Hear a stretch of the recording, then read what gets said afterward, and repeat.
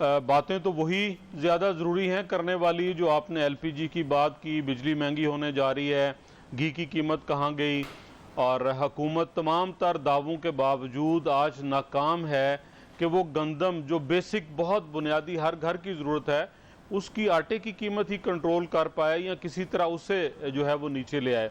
लेकिन आपकी बात के ऊपर आ जाते हैं कि हुकूमत को तसल्ली क्यों नहीं हो रही। इसलिए तसल्ली नहीं हो रही कि हुकूमत जो अदालत का काम है वो खुद से करना चाह रही है। आज फवाद चौधरी साहब ने फैसला सुनाया कि बहुत जल्द शहबाज शरीफ साहब 25 साल के लिए उनको सज़ा होने जा रही है। अब बताइए कि एक वफाकी वज़ीर इत्तलात के इख्तियारात में, उनकी ड्यूटीज़ में, उनके रोज़मर्रा मामूलात के अंदर कहाँ ये लिखा है कि वो बैठकर फैसले सुनाएंगे। हाँ, उनके पास कोई और कुछ है नहीं कहने को। आज डॉलर 172 रुपये और 70 पैसे का हो गया, तो क्या फवाद साहब ये खुशखबरी सुनाएं इस मुल्क के अंदर जो मुआशी सरगर्मियाँ हैं या इस मुल्क के बसने वालों के लिए कि भाई वो आज कितना कर्ज। हाँ, असद उमर साहब अल्लाह भला करे, नाम उनका जहन में आ गया, वो जो हमारे ज़माने में हुआ करते थे वो होते और आज उन्हें कोई कैलकुलेटर मुयसर होता तो बताते कि मेरे और आपके ऊपर एक दिन के अंदर कितना कर्ज बढ़ गया है। ये बताने से वो कासिर हैं। वो ये बताने से भी कासिर हैं कि पिछले 9 दिनों में मुसलसल स्टॉक एक्सचेंज नीचे जा रही है। अगर सिर्फ आज की बात कर लूं तो वो 800 पॉइंट गई और गालबन 2 अरब रुपया लोगों का नुकसान हुआ। आप शहबाज शरीफ साहब को 25 साल अंदर रख लीजिए, आपने शाहिद खाकान अब्बासी साहब को 2.25 साल अंदर रखा और आपने कहा कि इख्तियारात का नजायज़ इस्तेमाल करके आपने MDPSO लगाया, इख्तियारात का नजायज़ इस्तेमाल करके 2 LNG टर्मिनल लगाए। लेकिन अपने जो एनर्जी के वुज़रा फारिग किए, ज़रा उनके बारे में भी बता दें कि उन्होंने सस्ती जो LNG खरीदी है वो मुझे और आपको कितनी सस्ती पड़ रही है। ज़रा उनके बारे में बता दें कि जब सरवर खान साहब थे तो LNG ना मंगाने के ऊपर दिसंबर जनवरी में बिजली कितनी महंगी बनानी पड़ी फर्नेस ऑयल से, ये भी बता दें। ये भी बता दें कि आज मुल्क के अंदर गंदम के ज़खायर कितने हैं। वो जो सब्सिडी थी आपने कहा ख़त्म होने जा रही है, वो किसकी ज़िम्मेदारी है? वो भी शहबाज शरीफ साहब की ज़िम्मेदारी है। एहसन इकबाल साहब के ऊपर ये इल्ज़ाम लगा कि अपने इख्तियारात इस्तेमाल करके फ़ंड्स दिए। भाई वज़ीर मनसूबाबंदी का इख्तियार अगर वो इस्तेमाल नहीं करेंगे तो काहे को वज़ीर बने। हाँ, फंड्स जारी किए, लगे, एक बैनुल-अक़वामी सतह का जो है वो स्पोर्ट्स का सेटअप बना। आप अपने वुज़रा की कारकर्दगी ज़रा बताइए, आपके पास बताने को कुछ नहीं है।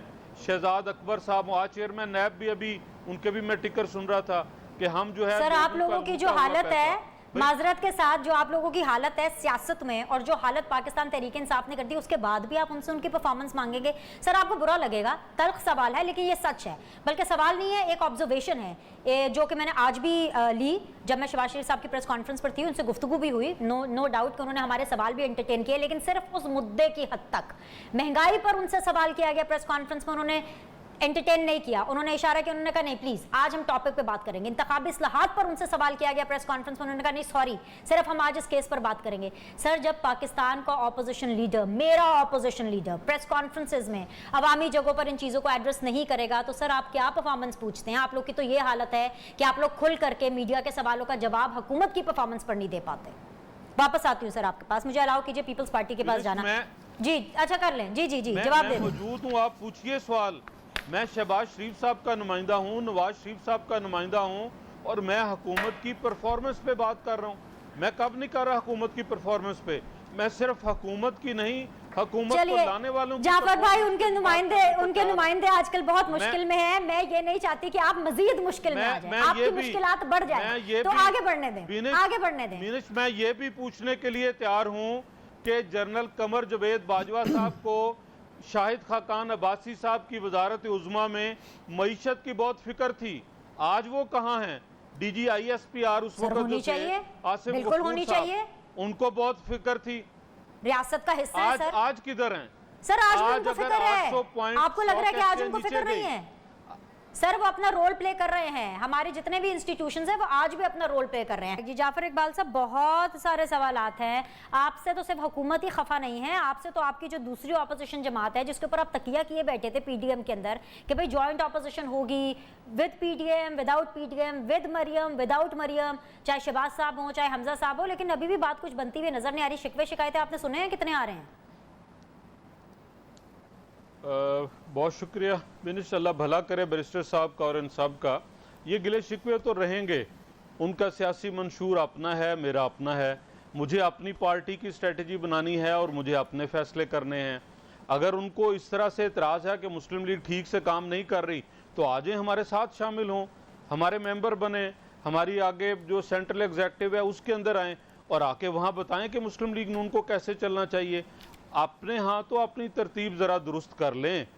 आप हालिया इंतखाबात के अंदर अपनी देख लें, अपने साबिक सदर और मौजूदा सदर जो सेंट्रल पंजाब के बने उनकी कारकर्दगी देख लें। आप अपने कैंडिडेट देख लीजिए कि कितने इजला में आपके पास कितने हैं, और उसके बाद अभी फिर आपने अपोजिशन का कि जी बुजदार साहब से जान नहीं छुड़ाते। भाई आपके पास 6-7 वोट हैं, अगर उनसे जान छूट सकती है तो आइए आगे चलिए। आपने कहा कौमी असम्बली में शिकस्त दी, तो क्या मेरे वोट आपके साथ शामिल नहीं थे?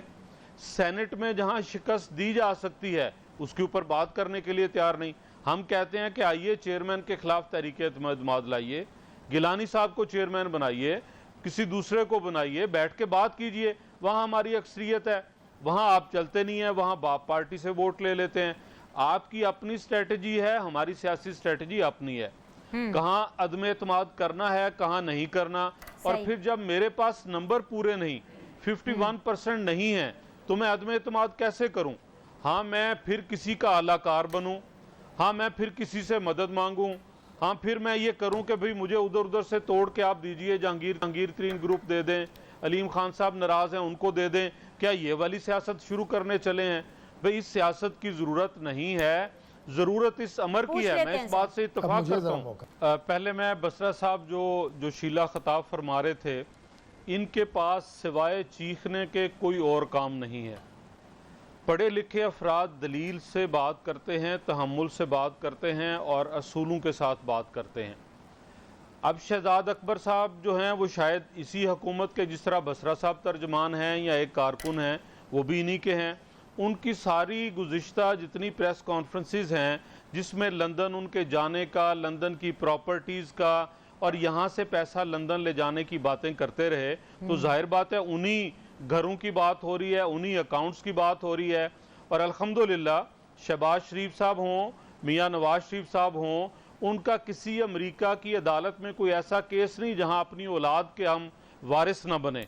सलमान शहबाज साहब साहबजादे हैं, उनके अकाउंट्स की बात हुई, उनकी प्रॉपर्टी की बात हुई, और यहाँ बैठकर यही अकाबरीन लिंक करते रहे, जी पैसा यहाँ से चोरी करके ले जाते रहे। और जहाँ का कह रहे हैं वहाँ उन्होंने कह दिया कि कोई ऐसी बात नहीं, ये सब लीगल है। तो आज शर्म आनी चाहिए। वफाकी काबीना के अंदर एक डॉक्यूमेंट वफाकी काबीना से पास करवाया गया, जो बरतानिया ने गालबन 400-500 अरब कितना था, या 4 अरब 5 अरब रुपया जो मलिक रियाज साहब लेके गए थे, जो आज तक वाहिद किसी पाकिस्तानी की मनी लॉन्ड्रिंग साबित हुई है, उसे इस टोले ने जो है एमेंस्टी भी दी, उसको लीगलाइज भी किया और हुकूमत के कुछ पैसे देने थे वहाँ एडजस्ट किया। मलिक रियाज के खिलाफ तो आपने केस नहीं बनाया, जहाँ साबित हुआ बरतानिया की अदालत में, बरतानिया हुकूमत ने आपने वो पैसे वापस किए। आज वही हुकूमत कह रही है कि ये जो आप इल्ज़ाम शहबाज शरीफ साहब पर लगा रहे थे, ऐसी कोई बात नहीं, ये पैसे लीगल आए हैं।